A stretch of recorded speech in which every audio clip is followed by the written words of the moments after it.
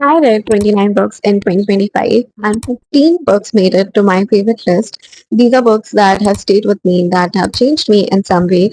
So I thought, why not share it with you guys? This one is Alone with You in the Ether by Oliver Blake. Now, there are two reasons why I like this book. First one being the writing. The writing is absolute gold. It's raw, it's magical, it's intimate, it's poetic, it's lyrical. It's just so beautiful. Like, once you start reading it, you cannot put this book down. And second being that this book talks about love. And I love reading about love. We all love reading about love. Now, when we think about love, the first thing that we always talk about are the good parts, the best parts. But this book also shows love in all its messiness, vulnerabilities, and how chaotic and messy it can get. So basically, we follow Aldo and Regan. Regan, who copes with the dread of existence by making rash, impulsive decisions, and then we have Aldo, who survives by, quantifying everything, making structures, rules, routines, formulas to keep him from collapsing. Now, when they both meet, they obviously strike up a conversation, and it's obviously magical. And the conversations were so fun and beautiful to read. Like, you could give me a book just of the conversations, and I would read it. And as I said, this book talks about love in all its aspects. And this is not your typical usual romance, far from it, actually. The focus here is more on Aldo and Regan, their individual lives, their lives together, how they exist together, how they see the world. So, if you like character driven books, then you should check it out. Next is Calcitos Back and Taylor Jenkins Reid. Now, if you don't know this about me, let me enlighten you. I love Taylor Jenkins Reid. She's one of my favorite authors of all time. I think I've read all books by her except her latest release, Atmosphere. I'm just waiting for the prices to drop. Anyways, if I had to describe this book in just few words, it would be powerful, addictive, and just so thrilling. So basically, we follow Gary Soto, who is a retired tennis champion and who at 37 decides to return to the sport to reclaim her record as the greatest player of all time. Now, if you want to read something that will grab your attention right from the very start and that you can actually finish in 2 or 3 days because it's just so good, you should 100% pick this book. Trust me blindly on this. I swear to God, you will love it. I swear. And one thing I really liked was that this book highlights how successful women are often judged. They are called too arrogant for calling out something, upright for knowing their worth, and too ambitious for simply wanting more, doing more. And I think this also applies to like all the profession women are in. Anyways, as I said, I love Taylor Jenkins Reid. I feel she writes complex, layered characters really well and she captures dynamics of relationships really beautifully. Next is Love Arranged by Lauren Asher. I mean, I love a good billionaire romance. So basically, this book is part of the Lakefront Billionaire series. This is the third and sadly the last book in the series. So in this book, basically, Lily and Lorenzo, after protagonists, they decide to enter into a fake relationship for their own reasons. Lily has her own reasons, Lorenzo has her own reasons. Or obviously, now we all know how a fake relationship is going to end. But the important part is how they reach from point A to point B. So I feel that romance book a lot of times lack good character development, character growth, because the moment the couple fall in love, they forget about everything else, their ambition, their careers, their dreams, families, friends. It's just the romance, and I hate it so much. But this book doesn't do that. But I feel Lily is very pure. She's very upfront as a character, and she'll tell you what she wants. She'll tell you that okay, I do not deserve to be treated this way. You're doing this wrong, and I just love that about her. And Lorenzo was basically introduced in the previous two books, so he always had this mysterious aura about him. But in this book, we get to know his past, why he is the way he is, and that sort of just helps us understand him better. And I loved it. I mean, it is a little long. I think it is more than 500 pages, but it never felt that way. I think it was good. It was really good. It's just hold that broken shell. मैं पहले से बता रही हूँ, this book is going to break your heart. It's going to wreck your heart. This was my, I think, third book by Nadia Hashmi. And I think she has a way with words, stories. They are going to break your heart. Basically, in this book, we follow two women, Rahima and great grandmother Shakiba, who are born generations apart and yet are bound by the same oppressive realities. Nothing has changed in that aspect. Rahima is basically turned into a bacha posh. Now, bacha posh is basically a custom where young girls are dressed as boys to bypass societal restrictions to gain male privileges, freedom, and economic benefit in the patriarchal society. So basically, they could go out and do the household chores, go to school, And this mostly happens in families where there are no sons. This book is basically a mirror to the brutal reality of how women have been and still are oppressed by the world around them.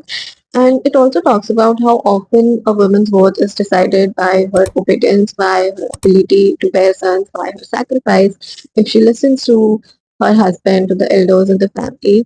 And sadly, this is still very much relevant. And I think that what breaks my heart the most. Like nothing has changed much. Like okay, a few things here and there, but nothing majorly.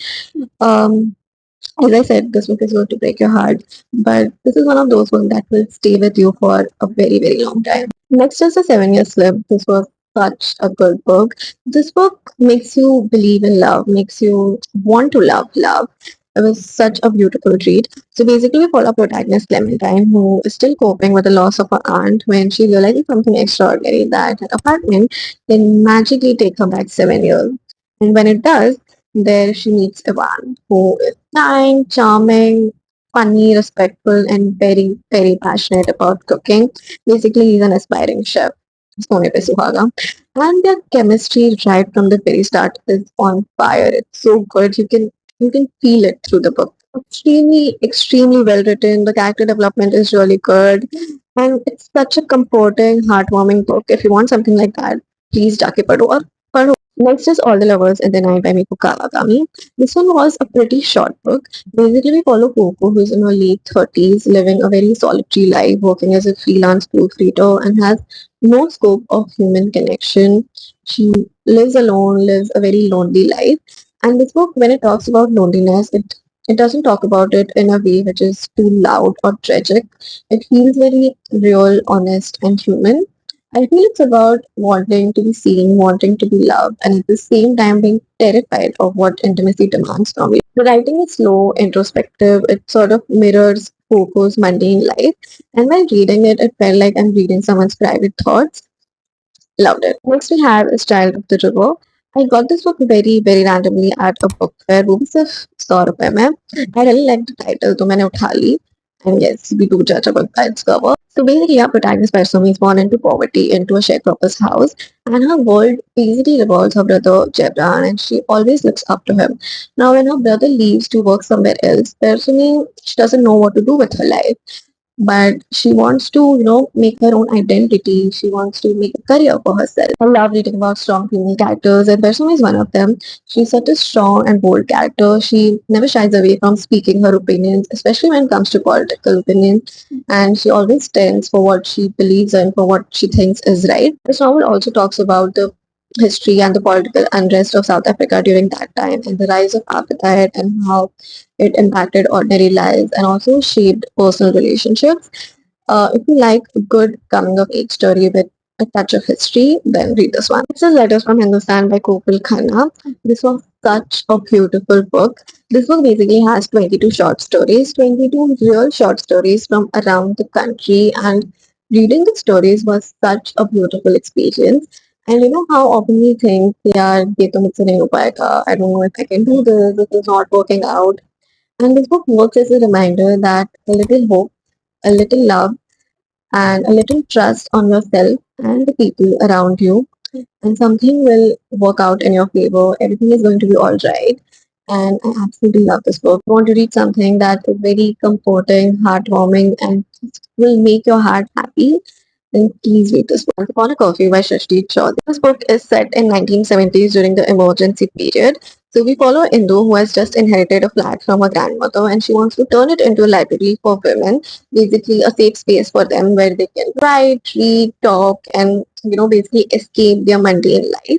And in this entire process, she meets Rana and they form a connection. And he is, very charming, funny, and the banter throughout the book is really fun to read. But there is one small problem. Indu is already engaged to this guy Rajat who is in London and is supposed to come back in 2 years to marry her. It is well written. The writing is beginner friendly. So if you're looking to, read books by Indian authors, this is a good place to start with. Next we have is Matter by Kavya Akbar. The book asks this one big question that I think everyone has thought about at least once in their life, even more than once, which is, will my death matter? Will it be worth anything? Our protagonist Cyrus is obsessed with this question. It literally lives in his head rent free. It keeps bugging him 24/7. Cyrus is an orphan, a recovering addict, and a poet who has never published anything. He constantly thinks about death. He wants his death to matter, to mean something, to make an impact. The prose in this book is lyrical. It's filled with metaphors and really, really beautiful. After you finish reading it, this book is going to give you the space to sit and think, and I think you 100% should read it. A little change of location, but okay. Next book is My Brilliant Friend by Ella Ferrante. So we follow two young girls, Elena and Lena, growing up in a poor neighborhood in Naples. And from the very start, their friendship is very intense, complicated, sometimes loving, sometimes competitive. And they push each other, they admire each other, they resent each other, they love each other. And Ferrante captures all of this with such brutal honesty. And what I really liked is how real all of it felt. It's messy, it's complicated, and it also highlights how class, patriarchy, and gender expectation shapes young girls from a very young age. It's like watching two girls growing up in a world where they are constantly told what to do, what not to do, or who they are allowed to become. The writing is very slow and layered, so if you like stories that explores womanhood in all its complexity, this one's for you. Shimla Fair by Shishti Chaudhary. I think she has outdone herself in this one. I love authors who writes about strong female characters, and she's one of them, and I love her for that. This book is set in 1940s during the pre-independence India, where we follow story of three sisters, Noor, Afreen, and Nalini, who run the Royal Hotel Shimla.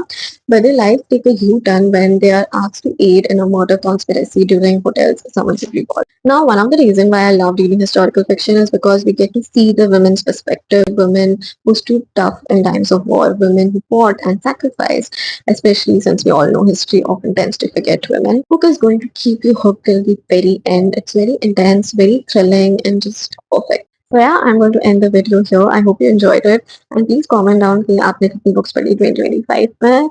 And I'll see you in the next one.